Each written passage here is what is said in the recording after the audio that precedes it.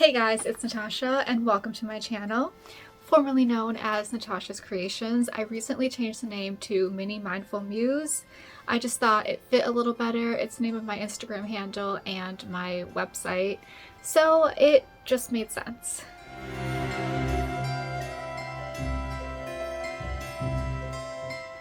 Anyway, without further ado, this is part 2 of A History of Theater, a brief history of Eastern theater. If you didn't see part 1 and you're interested in Western theater, check out the video in the card above.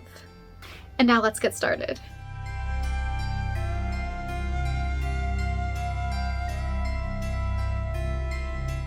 We begin our Eastern theater journey in India.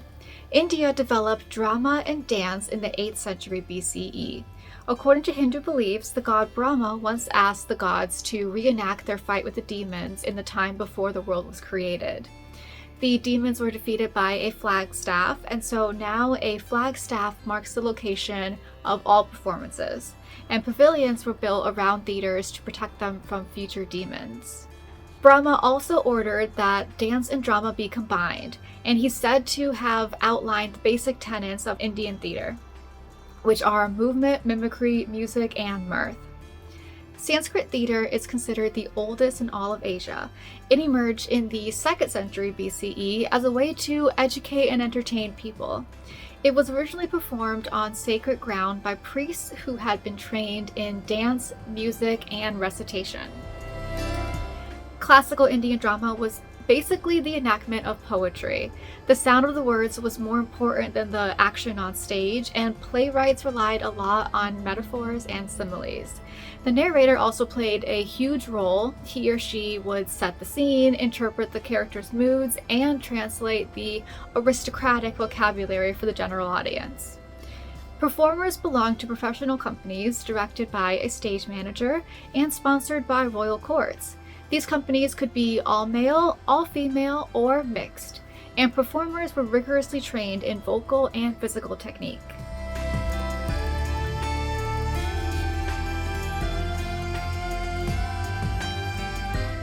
Next is China. Theater in China began at about 1500 to 1000 BCE, sometime during the Shang Dynasty, from what I could tell.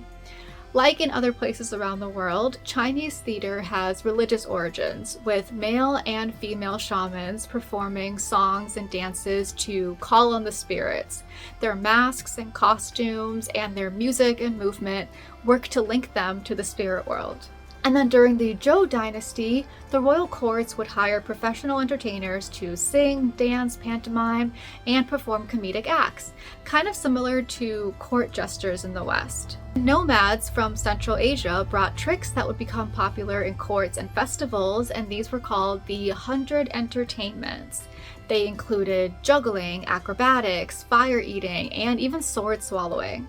There were also dancing girls who wore these dresses with long flowing sleeves called water sleeves, which would later become popular in Chinese opera, which I think is really cool because I was always so fascinated by those really long sleeves and like Chinese style cartoons and stuff, and now I know where they came from and what they're called. Another predecessor to Chinese opera trends began during the Han Dynasty, when palace singers would act out warrior stories. This would later evolve into the military plays of the Chinese opera. Speaking of the Chinese opera, the first reference to it was actually made during the Tang Dynasty between 618 and 907. In this time, China made huge advancements in performing arts because of Emperor Xuanzang's interest in it. This was actually known as the Age of the Thousand Entertainments. People started enrolling in acting, music, and dance schools, and mass court dances and Buddhist dance processions became a regular part of court life.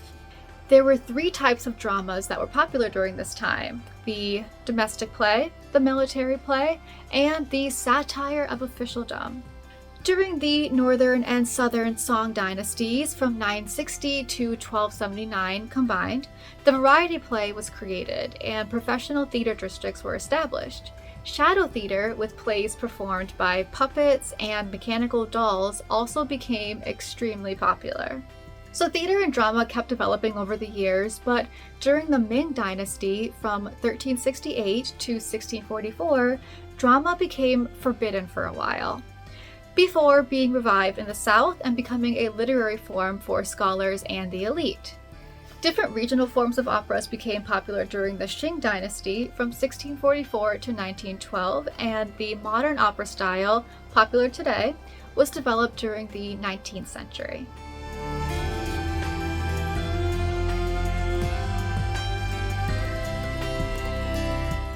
Our journey today concludes with Japan. What's really interesting about Japanese theater is that it's been so well preserved, it's basically a time capsule. It follows such strict rules that you just know a performance you watch today is exactly the same in both stagecraft and costumes as it was hundreds of years ago. Another fun fact is that by Shakespeare's time, the Japanese had already invented trapdoors, a revolving stage, and complex lighting effects. So Japanese theater can be traced back at least 1500 years, with kagura dances dedicated to local deities and performed at courts or in front of Shinto shrines, and with rice planting dances performed at New Year's and in the beginning of the summer for good harvest. These rice planting dances were brought to cities and performed in court in the 14th century, and there they were called dengaku, or field music.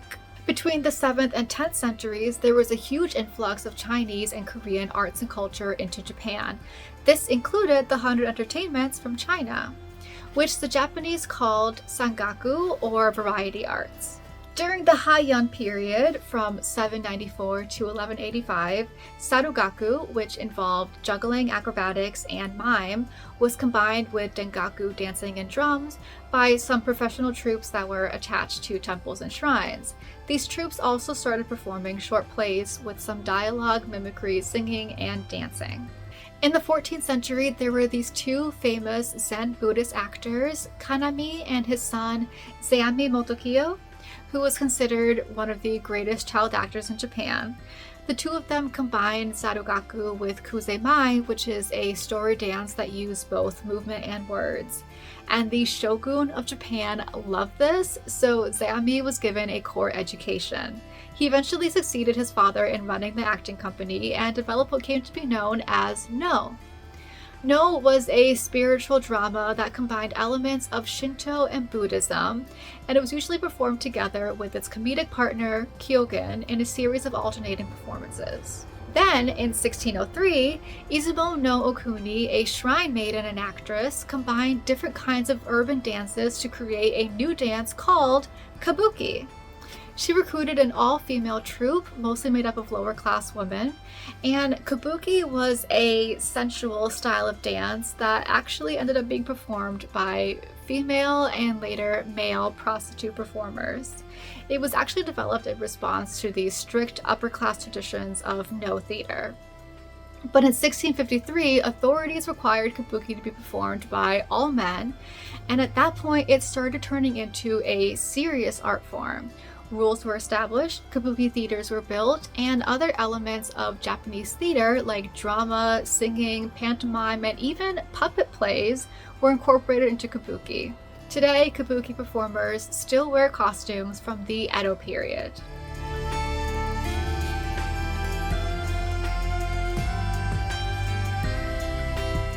So I think it's been about 3 years since the Western theater video, and the reason it took me so long to come out with this video is because there was so much information to comb through and a lot of sources kind of contradicted each other sometimes. So if I did get something wrong or I missed something, please feel free to correct me in the comments.